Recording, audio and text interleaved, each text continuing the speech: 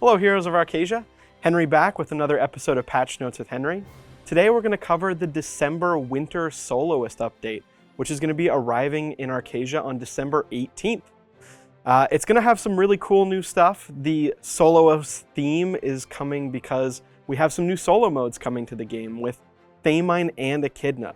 Along with those, we're going to have some new progression events, quality of life updates, and a big overhaul to a bunch of progression systems that are going to be releasing alongside Korea that were just announced in Loa-on and we just covered in the roadmap earlier this week. Super excited to dive into some of this with you. But as always, this is going to be a bit of an overview. We're not going to do the full list of quality of life. We'll direct you to the full written patch notes for some of that. And also, some of this is coming into the build so fast, we're trying to release it, as soon as possible, since it is meaningful stuff that you, the community, have been asking for. I can't check it out even in game yet. We're still working on getting some of those builds and collaborating with Smilegate to get that in our version of the game. So today we're just going to talk through it, and then I'll direct you to the full written notes for a few nuggets of additional information. But let's dive into it. Well, let's start off with the namesake of the update, the solo mode update. So the first part of that is you're going to be able to prepare to challenge notorious threats in solo for the first time, with Feja, the Legion raid, and Echidna, a Kazaros raid, added to the roster of raids available in solo mode. There's going to be a bunch of related items added to the solo mode exchange, and as part of that update to solo mode, there's going to be a new bonus system called the Breakthrough bonus. So let's quickly talk through the Breakthrough bonus system. When you successfully complete specific, very important patterns in the raid, an example would be like breaking Vultan's armor in the beginning of Gate 2, you're going to receive a breakthrough buff. There's going to be a random buff that you'll receive, and you can receive a maximum of 3 of those throughout the course of the raid.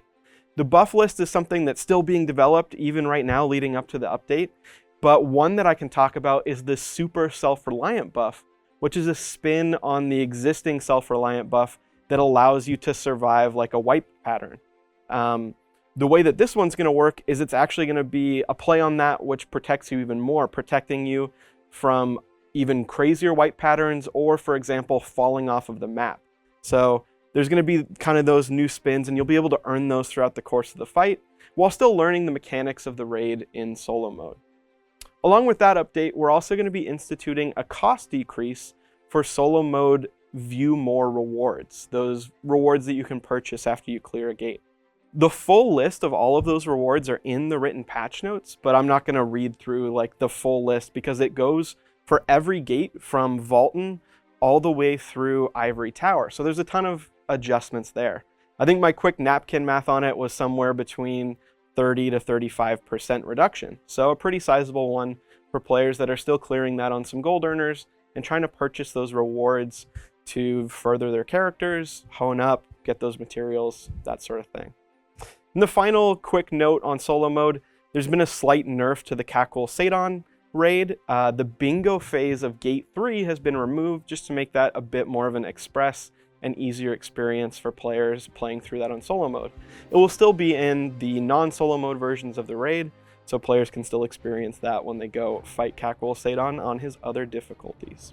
So if you watched our roadmap video earlier this week, one of the things that we talked about is the next Kazaros raid being added to the game, the one that features Narok and the redesigned Belshazzar in kind of an icy and wintry setting. So in this update, we're going to be adding the Kazaros Raid Act 2 Prologue. The Prologue quest covers the story of how the Allied forces began a new strategy to overcome the current situation for the ongoing war in North Kurzan. As you progress through the Prologue quest, you will learn the new strategy of the Allied forces after fighting Aegir, especially as we head towards that battle against Narok and Belshazzar. There's some new strategies that need to come up. So you can receive that Prologue quest paving the way to victory from the NPC Mihan at the Abydos garrison. There's some prerequisite quests for that, including the North Kurzan quest, The Path to Take, and also completing the Kazaros Raid Act 1 Prologue quest, Where the Volcanic Ash Has Settled. So once you've done those, you're ready to embark on this new adventure to prepare for that new raid arriving next month in January. Up next, we have a new season of Proving Grounds kicking off. Season 6 is going to be arriving. There's a few tweaks for this season. For instance, Courage coins are going to be removed, and instead there's a new event exchange that lasts throughout the course of the season. So more of like a seasonal exchange. And that's going to include some new stuff, including some tier 4 rewards. So if you're a fan of PvP, definitely go check that out when it's added to the game. All right, up next, let's talk about progression updates. A lot of these changes were just debuted at Loa On a few days ago, but since it's been such a top concern from the community, we wanted to make sure that we pulled these into the update as fast as possible, especially while we have some of these progression events going on that utilize these systems or introduce newer returning players to them. So let's start off talking about some of the Elixir adjustments. The Elixir progression system has been overhauled to make Elixir transmuting faster, easier to get good results, and less strategic to just simplify the overall experience. The Elixir Refine method has been updated so that of the 5 options that you select, 4 are going to be selected automatically when you receive the Elixir, and then you can select whatever you want, whatever option you want for that last effect. The transmutation experience has been simplified.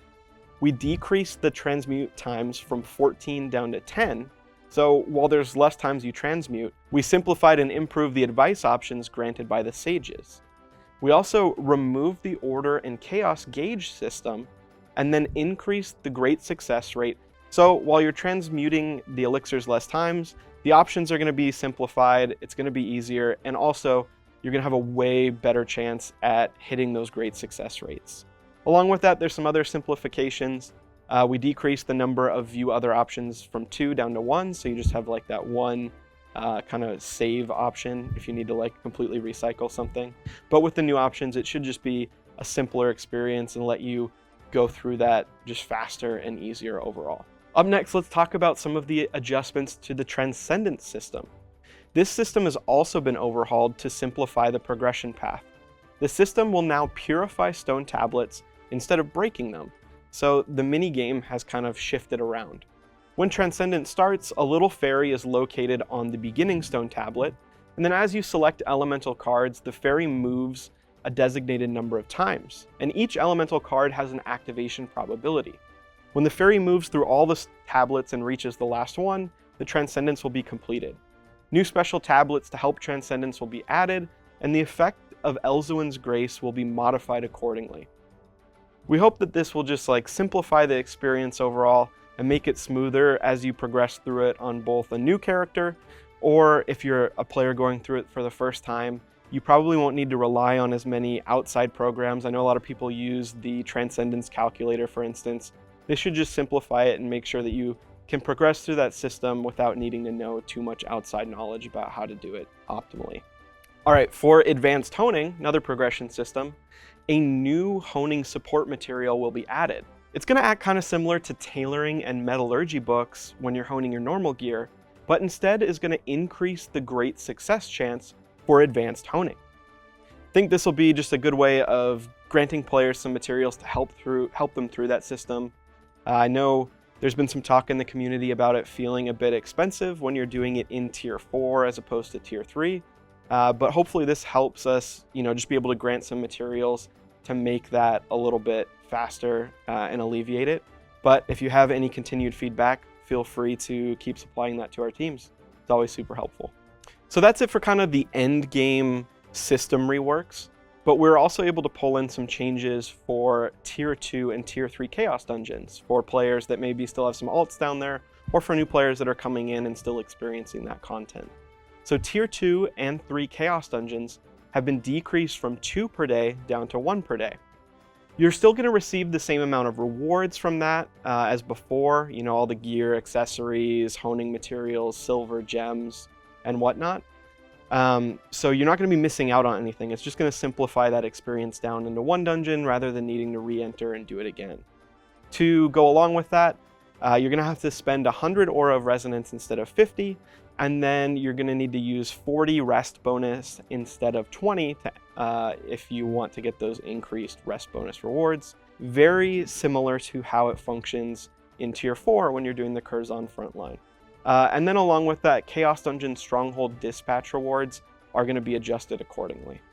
Along with all these updates, there's a few buffs that we've expanded as well. Honing that requires only silver instead of gold has been expanded to item level 1580. instead of where it was previously at item level 1540.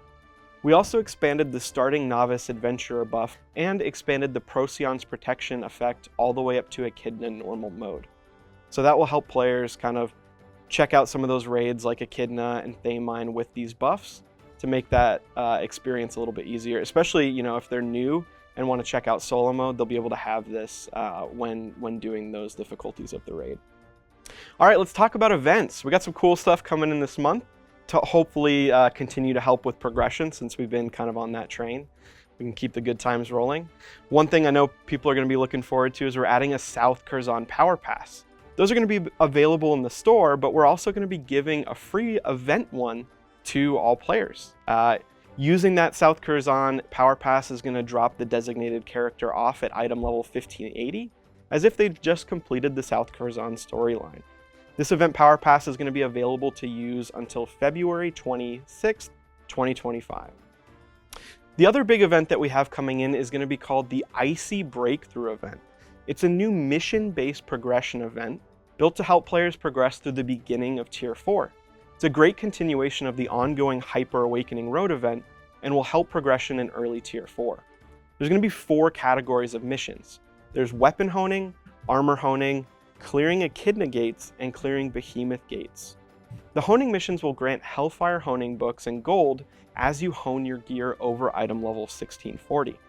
The Echidna missions are going to grant Agris's scales and Alkaon's eyes, along with the new advanced honing support material that we talked about a little bit earlier in the progression section. Finally, the Behemoth missions are going to grant Behemoth scales and weapon transcendence restoration tickets. Yeah, so all of this together is going to really help, especially if you just had a character that finished the Hyper Awakening Road, help push it, give it some ammo to keep pushing, you know, up to like A gear normal mode at 1660, where you can start getting some benefits of arc passive and whatnot. Should just be a good way of getting some gold, some additional materials, and some help progressing through some of those auxiliary progression paths that you need to take in Lost Ark. Cool, up next, let's quickly talk about some store updates. In this update, we're going to be releasing some limited time winter sales. So you can get ready to end the year with a bang. There's going to be some really big deals, and the sale is going to have kind of a two-prong approach. There's going to be 4 packs in Steam, each with one little bonus item, but then also a bunch of heavily discounted royal crystals. So you can stock up on a bunch of royal crystals for the holidays at a good rate. And then in-game in the, F4 shop, there's going to be a bunch of packages you can use those royal crystals to purchase in the game. And there's a bonus room as well.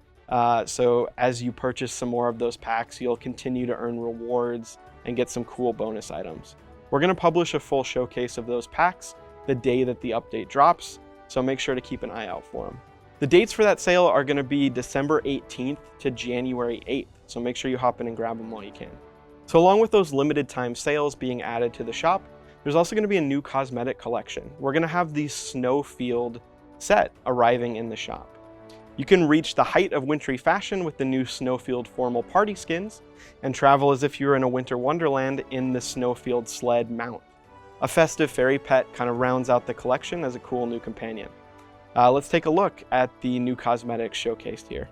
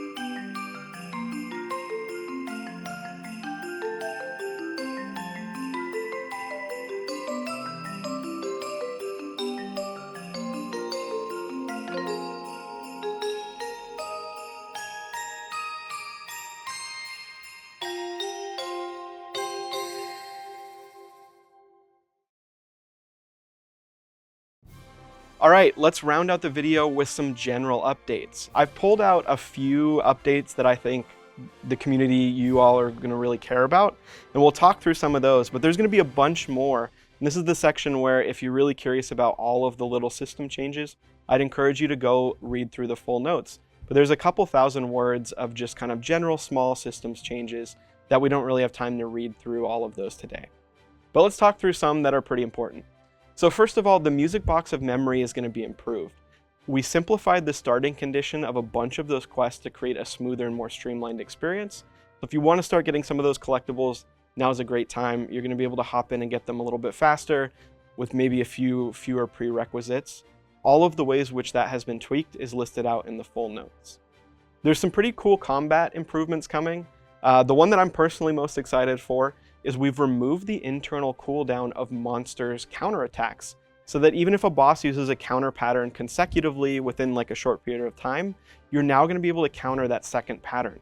That's really great for some damage uptime windows. I remember in Voldis, it was kind of frustrating sometimes not being able to counter Lazaram in the final gate right after he'd done one that was part of like a mechanic or something. So that internal cooldown, or ICD as players say all the time, is going to be removed. So get ready to start countering even more. Another cool combat change is we decreased the taunt resistance figure of Guardians slightly to help out in Guardian raids. And then one other kind of notable one is we modified the death timing of the Lord Carthion Akon from Akon Gate 3. Previously, the boss didn't die exactly when reaching 0 HP, but it will now. Another important one, a bunch of cards were just added to the game with Tier 4, as I'm sure you've seen and started collecting some of the new ones. And we've expanded the basic card storage slots from 120 slots to 250 slots. As you know, or probably have done, you can purchase additional slots for all those cards with blue crystals. But as part of this, of getting those 130 extra slots, any that exceed the maximum number of slots, which is 510, will have a corresponding amount of crystals refunded to you. So if you were already at 510, you'd get the crystal amount for the 130, or if you're a bit below that, you'll have, the 40 or 50 slots over refunded to you. So hopefully that helps out, and if you've already bought all those slots, you'll have a little bit of a bonus waiting for you. There's a ton more small UI improvements, quest updates, stronghold updates, item updates, and then also some more like little combat and system ones. So if you want to check out that full list and read about every little thing that's changed, you should definitely go check out our release notes page on the website where all of those changes are going to be documented. So yeah, that's going to be it for the Winter Soloist update. Thanks for joining me for another episode of Patch Notes with Henry. As always, appreciate any feedback, constructive criticism, whatever you might have, let us know in the comments. And our video team loves when I end with a community question. So for this one, I'd love to hear what character you're excited to use the Icy Breakthrough event on to get some of those honing books, extra gold, behemoth scales, and the advanced honing ones. Let me know what character you want to push up. There's been a bunch of changes to the game, and I'm trying to figure out which of my bench characters to push up, so I'll be looking for any nuggets of wisdom there in the comments. As always, if you found these videos helpful, please like and subscribe. Just super helpful to get that feedback. Let us know if this is something we should keep doing. I'm also going to look into maybe doing a solo mode playthrough and uploading that to YouTube for players to check out. So if you're looking for a solo mode guide, be on the lookout and stay tuned to our YouTube channel for that as well. In the meantime, thanks for joining me for another episode of Patch Notes with Henry, and I'll see you in Arcasia.